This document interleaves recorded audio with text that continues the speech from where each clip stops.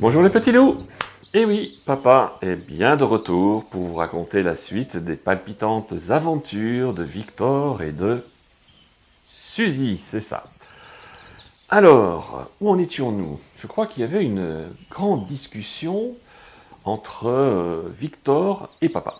Bah oui, parce que Victor est très embarrassé. Ah, il aimerait bien revoir cette charmante jeune fille qu'il a aperçue qu'il a aperçue sur la promenade de la Colombe. Mais évidemment, hein, le timide n'a rien osé dire, et donc il aimerait bien savoir comment la retrouver, parce qu'il n'a pas son nom, ni son prénom, ni rien. Alors évidemment, les papas ont toujours des bonnes idées.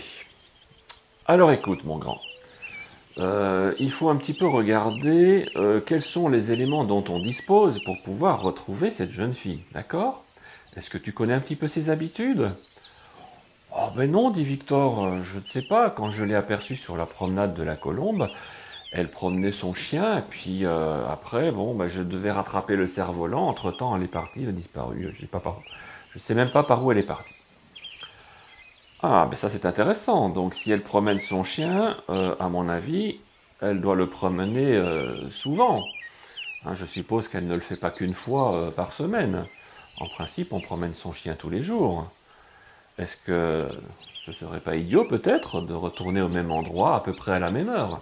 Il y a de fortes chances que cette jeune fille, de nouveau, promène son chien. Ah ben oui, dit Victor. Alors qu'est-ce qu'il faut que je fasse? Mais réfléchis un peu, Victor. Tu l'as rencontrée sur la promenade de la Colombe, toi tu étais en train de faire du cerf-volant sur la plaine. Ce serait bien, à mon avis, que tu te promènes de nouveau sur le plateau de la Colombe, et puis peut-être que tu vas l'apercevoir sur la promenade, à mon avis. Ah, mais oui. Ah, peut-être, oui. Mais est-ce que c'est sûr qu'elle reviendra? Bah écoute, mon garçon, hein, ça prend pas de risque, hein, tu prends pas de risque à essayer. Si elle n'est pas là, ben, tu réessayeras un peu plus tard ou une autre fois. Mais si tu veux la retrouver, ben, le mieux c'est d'aller au même endroit, un autre jour, mais à la même heure. Voilà. Moi, c'est ce que je ferais à ta place.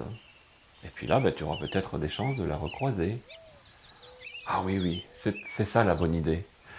Mais, dit Victor, qu'est-ce que je vais lui dire? Dit papa. Oui, là, évidemment, tu as quand même, je pense, un petit problème de timidité. Hein. Tu n'oseras pas lui parler, je suppose. Ben écoute, je pense que le mieux, c'est d'échanger quelques banalités au début. Je ne sais pas, moi, si tu vois qu'elle a un chien, ben, parle-lui de son chien. Dis-lui que son chien est mignon, qu'il te plaît, et puis après vous discutez d'autre chose. Et peut-être qu'après, quand vous aurez bien fait connaissance, ben, tu pourras l'inviter. L'inviter? Ça serait formidable. Ben, il n'y a pas de problème, mon grand. Il faut un début à tout. Hein, mais déjà, se faire connaître, échanger un petit peu, et puis bon, au moins dites-vous quel est votre prénom, parce que là, on va pas l'appeler tout le temps jeune fille, hein, cette jeune fille. Ah ben oui, oui, tu as raison. Alors évidemment, Victor est tout excité, bon, un petit peu paniqué, il se demande est-ce qu'il va arriver à parler avec elle. C'est vrai qu'il est terriblement timide. Pour un oui, pour un non, le pauvre Victor, il devient tout rouge. Alors il a peur de ne pas pouvoir parler à cette jeune fille, de ne pas oser. Alors écoute, dit papa, il ne faut pas se paniquer. Hein, tu parles tout à fait naturellement, un peu comme si tu rencontrais un copain. Bon, évidemment, il ne faut pas dire hey, salut, ça va. Non, il faut dire hein, très correctement bonjour, comment vas-tu? Oui, on s'est aperçu l'autre jour. Tu peux peut-être t'excuser d'avoir malencontreusement laissé tomber une fleur sur sa tête. Je suis sûr qu'elle te dira que ça lui a plu. Ah oui, ça c'est une bonne idée, dit Victor. Alors là, Victor est tout à fait rassuré, il se dit, d'accord, on fait comme ça. Demain, on va faire du cerf-volant avec Suzy et avec Louise. Attends, ne va pas trop vite. Demain, il y a école, je te rappelle. Hein, et puis, je pense que ce sera pareil pour cette jeune fille. Elle va certainement à l'école aussi.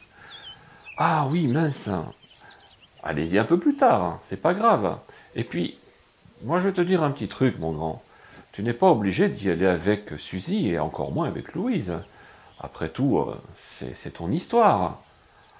Ah oui, c'est vrai, dit Victor, c'est privé, ça nous regarde. Ah oui, ah ben après l'école. Oui, très bien. Vas-y après l'école, dit papa. Hein, dès que tu reviens de l'école, quand tu auras fini tes devoirs, bien entendu, eh ben, tu iras faire un petit tour sur le plateau de la Colombe, et puis tu regarderas discrètement, hein, du côté de la promenade, et puis tu verras si elle passe là-bas avec son chien. Et si tu la vois, tu iras la rencontrer. Ah, Victor est complètement libéré. Alors là, vraiment, allez, je te laisse, mon grand. Et papa quitte la chambre. Victor descend, parce que ça va bientôt être l'heure du repas, du soir. Et puis, bon, entre-temps, papa discute un peu avec maman pour lui expliquer tout ça. Et effectivement, maman constate que Victor a retrouvé le sourire. Alors, elle lui fait un petit clin d'œil. Hein. Maman fait un petit clin d'œil à papa en disant bravo, mon chéri, je crois que tu as réussi là. Et donc, le soir, quand il va se coucher, Victor se demande s'il va arriver à s'endormir parce qu'il ne pense plus qu'à une seule chose, à cette charmante jeune fille avec qui il va essayer de prendre rendez-vous. Déjà, essayer de la retrouver. Mais ça, c'est la suite de l'histoire. Ah, vous voyez, qu'est-ce que je disais? Et ben voilà, donc demain, la suite, hein, les aventures amoureuses de Victor, ce sera demain. Donc j'espère que vous serez là, hein, pour le coup, il ne faut pas louper. Et je vous dis à très très bientôt les enfants, je vous souhaite évidemment de faire de très beaux rêves, je vous dis à très bientôt et au revoir.